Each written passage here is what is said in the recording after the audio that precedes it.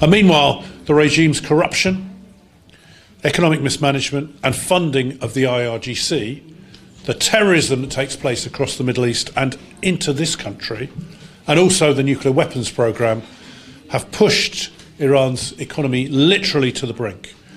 And infighting amongst officials reflects their desperation for Khomeini's favour and even more power.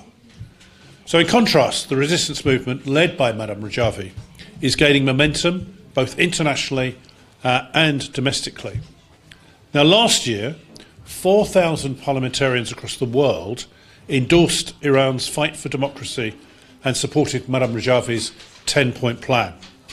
The new US Congress followed suit, with over 150 cross-party lawmakers backing a resolution recognising the Iranian people's struggle for a democratic republic. And inside Iran, the NCRI and Madame Rajavi's message of a free Iran and a democratic republic are spreading daily through resistance units nationwide. Now, Tehran's escalating attacks on the NCRI and PMOI, with executions, sham trials, terrorist attacks abroad, propaganda and character assassination through agents of the Ministry of Intelligence, which are disguised as former PMI members, testify to the regime's deep fear for the resistant movement's advances within Iran. It also shows that contrary to some claims, which you hear regularly on social media, the NCRI and Madame Rajavi enjoy significant support inside the country. And that's why they don't have to fear the outcome of true free and fair elections in Iran. And if there's a regret about this, it's that those elections still don't take place. The regime, on the other hand, is desperate. With these targeted suppression and record executions, the regime is testing frequently the West's response, setting the stage for yet another massacre in its prisons to eliminate the democratic opposition, literally reminiscent of the 1988 massacre. And those people responsible must be brought to justice. So, Madame Rajavi has a 10-point plan, which we all support, in particular the right to free and fair elections in Iran. And so it's right for us in the UK to have a 6-point plan. We'll reduce it from 10 to 6. And literally, the 6 points are these. Place the regime in Iran under Chapter 7 of the UN Charter due to its threat to global peace and security. Secondly, acknowledge the Iranian people's democratic aspirations and support their fight to establish a free, democratic, secular republic. 3, recognise and engage with the NCRI and its President-elect, Madame Rajavi, as the legitimate democratic opposition. And the government should do that, our UK government should do that immediately. Fourthly, endorse NCRI's 10-point democratic platform with its plan for the transition of power to the Iranian people as a viable alternative to the current religious dictatorship. Fifthly, proscribe the Islamic Revolutionary Guard Corps as a terrorist organisation and acknowledge the right of the Iranian people and resistance units to resist and defend themselves against the state crackdown and the IRGC. The government has made some steps towards this, but still, on both sides of this House, we're calling on our government to proscribe the IRGC as a terrorist entity. Sixthly, counter the regime's nuclear extortion by activating the snapback mechanism to reinstate the 6 UN Security Council resolutions against Iran and imposing maximum pressure on the regime to dismantle its entire nuclear programme. I'd also like to acknowledge and to honour the tireless efforts of individuals and organisations who for over 4 decades have very much stood with the Iranian people, namely, of course, the members in this room from both houses who have stood by us for over 4 decades in some cases. I'd also like to acknowledge the work of Mrs. Mariam Rajavi, the leader of the NCRI and her vision and her leadership, which leads the resistance movement. She's very much, in my opinion, a symbol of hope, self-sacrifice and determination. I'd also, in conclusion, really like to acknowledge also the work of the resistance units in Iran. These are ordinary citizens who carry out extraordinary acts of resistance on a daily basis, bringing the fight for freedom to Iran and against the regime. So I'd like to stand here and to salute them. I have long supported the struggle of the Iranian people against the repressive regime that has done so much damage to the wonderful country of Iran that so many of my friends grew up in, or whose parents fled from. And we do hope that the NCRI will be successful in its endeavours. I must congratulate all of you for the incredible work you do, your tireless work, trying and so bravely to fight on behalf of those either in Iran or outside Iran who are not happy with what's going on, who don't think that this is the right way for Iran to move forward. And being Jewish, I also wanted to say that I am so grateful to you all for the support that your country has given in the past to us, and that we are all brothers and sisters, the Abrahamic faiths. It's important for us to stick together. I respect all the religions of Iran.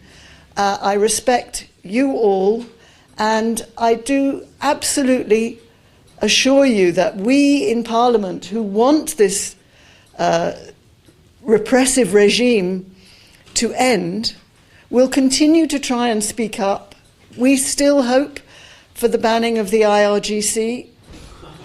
What we see in Iran today is a battle of for the country's future, the people and the resistance against the regime. This is the most significant geopolitical development in the Middle East today. Its outcome will shape the region. Over the past year, despite relentless crackdowns, the resistance has grown stronger, sustaining protests, expanding the resistance units and mobilizing campaigns like No to Executions Tuesdays, and the global justice seeking and Stop the Executions movement. I urge the UK government to counter regime's transnational threat, prescribe the IRGC as terrorist organization, and impunity, refer the regime's human rights violations to the UN Security Council, and pursue accountability under the principle of universal jurisdiction where possible. Ask the Human Rights Council to appoint a new independent body to follow up on the fact-finding mission's work, as the mission's recommendations as the mission recommends in the latest report. Back the resistance, support political prisoners, amplify the NCRI's campaign to stop executions, and back the Iranian people call for democracy, and recognize the democratic alternative, acknowledge the 10-point platform and transition plan to hand power to the people as a viable path to a free, democratic and secular Iran. I send greetings to those in Iran who happen to be seeing this video, and also to Ashraf III, who Robin always said, Ashraf will live, and he is right. Not for the first time. Robin always, and I stand here in his spirit because my family and I are supporters of the Iran freedom. We have been to see Madame Rajavi very many times in Paris. And I have a standing invitation with Madame Rajavi. She and I are going to have tea in Tehran when Iran is free. I want to be hopeful. I am hopeful that with courage and strength and positivity, we are going to get there. I wanted to take the opportunity of sending good wishes to Madame Rajavi and all of our friends in the residence in Paris. And I wanted to say to all of you, don't give up the fight. It's been nearly 40 years since I started in rooms like this in the House, where we've tried very hard to awaken the British people to the atrocities that have gone on in Ashraf and Camp Liberty, daft name for that camp. There's so much terrible goings on. I want to wish you all a Happy New Year. Please carry on the fight. Do all you can to bring about democracy and freedom to Iran. This is the highest execution rate per capita in the world. I know there are statistics in various parts of the world, but in Iran is the highest proportion of people being executed, which is unacceptable in any civilized, decent society. Even during the holy month of Ramadan, traditionally a time for mercy, the regime carried out mass hangings. These are not just statistics, they are lives, many of them young, poor, and voiceless people. Over 7,000 prisoners remain on death row. 7,000 prisoners on a death row, waiting for the day of the execution they may or may not suffer. Among them are political prisoners such as Wahid Bani Ahmedian, Pawa Gabadali, Mehdi Hassani, and Behrouz Hassani, and countless others whose families now protest outside Elvin prison with signs reading no to violence against women, but more importantly against minorities and children. Women like Lilian Davidish and Fazanaz Mohammadi Parsa are languishing in Elvin prison, denied medical treatment and fundamental rights that any human being has right to enjoy, or at least right to succeed for enjoying these particular rights. The UN fact-finding mission has confirmed that the widespread use of torture, sexual violence, and mock execution acts that amount to crime against humanity. And we believe this is the case with the Joint Committee on Human Rights in this Parliament as well. The regime uses execution as a weapon to suppress dissident and terrorize the public. It is time for action, and this is why we are all here. We call the UK and its allies to recognize the National Council of Resistance of Iran, NCRI, and its president-elect, Maryam Rajavi, as the legitimate democratic alternative to the regime. And I keep saying, I've said that in Parliament, I've said in debates, we don't want Mrs. Rajavi simply to speak from Paris and other parts of Europe. I want her to come to this particular country and meet the Iranian people who are going through that particular process. What is it about British government that they cannot forward a formal invitation to be present in this Parliament and give that particular lecture about a 10-point plan?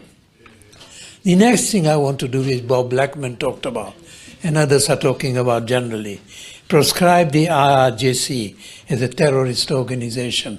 How can we, in a civilized world, tolerate people who behave with inhumanity against their own kind and against other people around, and still continue to allow those people to function in this world?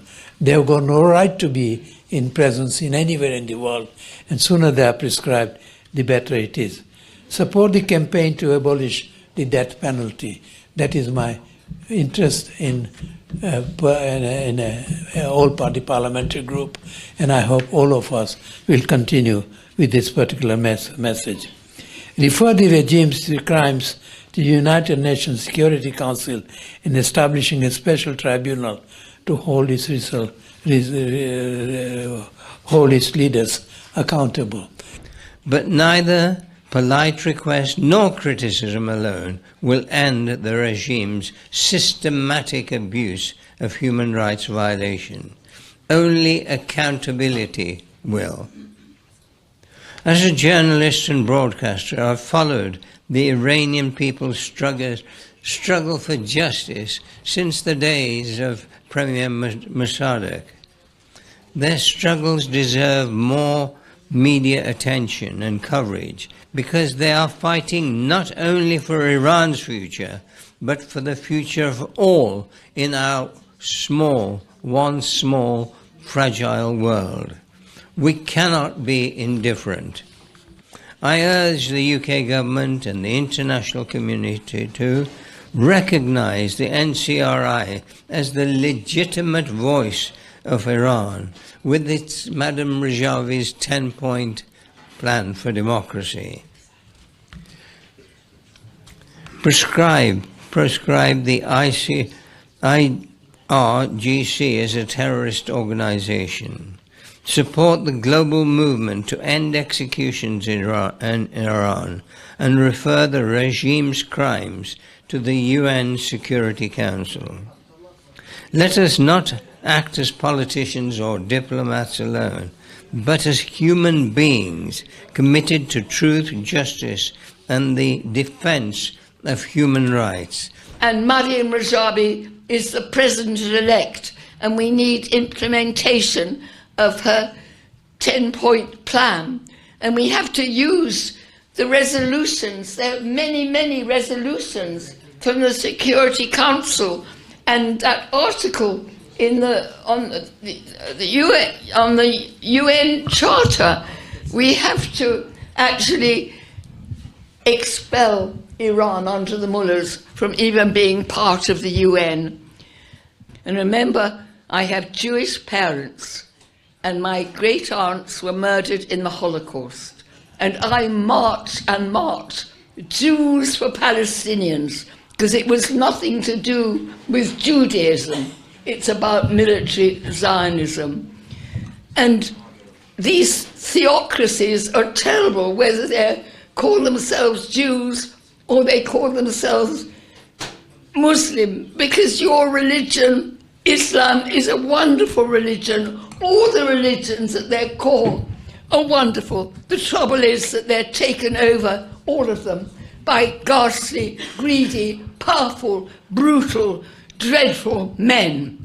Just can I today pay particular tribute to our many friends who are in this place day in, day out, raising the concerns of the Iranian people, standing up, being their voice, and educating us as parliamentarians about the real challenge that people are facing day by day, not least women in Iran. I've been very touched by your dedication, by your commitment, but also for all the work that you do on behalf of your community.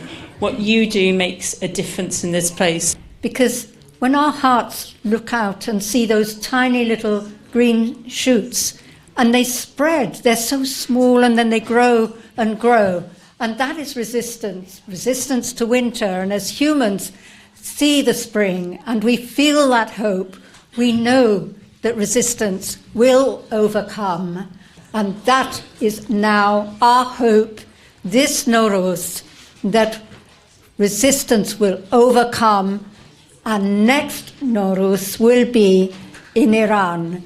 Now, I serve on the Joint Human Rights Committee, and we are currently doing an inquiry which is called transnational oppression.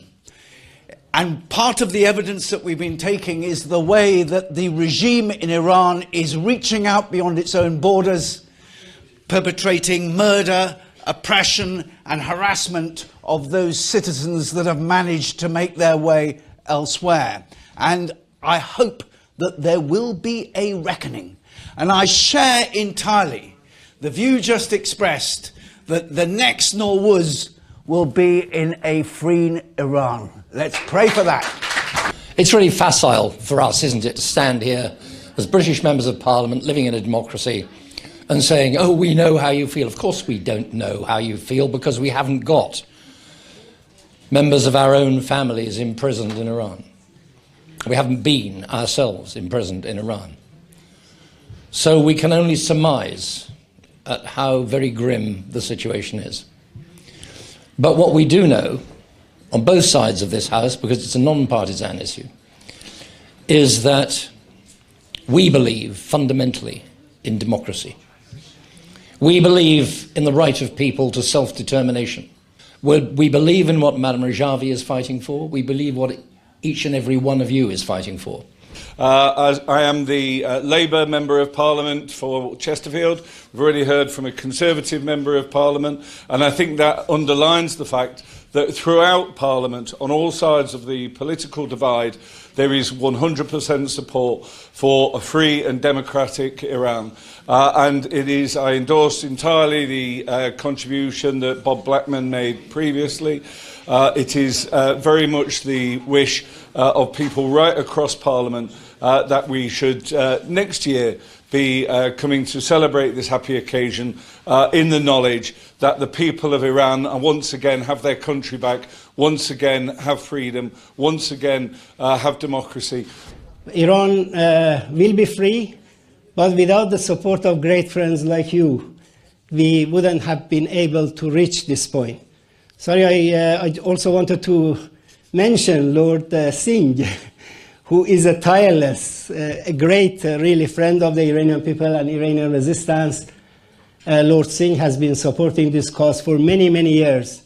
You know, he's a very prominent himself commentator and a former, and I think still present, speaking in different, radio, BBC programs, and also doing lots of human rights work himself, and also the religious, different religious minorities, and has been to our many meetings many times. So with all this, please enjoy yourself in this Nowruz. We are going to have many more members of parliament and prominent speakers who would like to say a few words, but I also wanted to take this opportunity, and we have friends like David and others who have, it took you 2 hours to get here this morning, and thank you so much for coming. And many, I think, assistants who have come from different offices. We are grateful to you for your presence here, especially, those of you who have been helping us since early this morning, like Harriet, James, and many others who have been kindly supporting us. And now we have Lord Harris, the former Bishop of Oxford, here as well with us. Thank you so much, Lord Harris, for joining us. Thank you, everybody. Enjoy yourself.